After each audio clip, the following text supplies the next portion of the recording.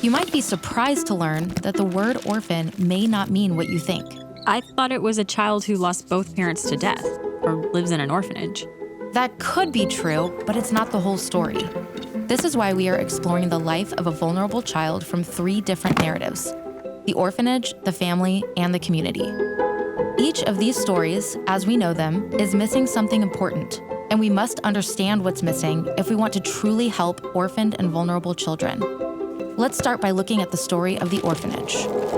In this story, imagine you are sailing in a boat when you pass by a child drowning in the water. What would you do? I'd rescue them. Of course, you, like any caring human, would rescue them out of the water and bring them onto your boat. So I'd be a hero?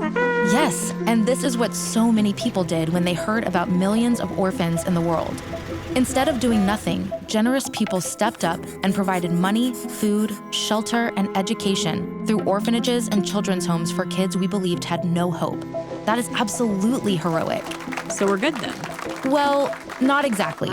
Because we were so busy doing our best to pull all these children out of the water, we got stuck in rescue mode, meaning we spent most of our time and money recruiting more rescuers and building more rescue vessels in order to keep up with the number of children who needed help.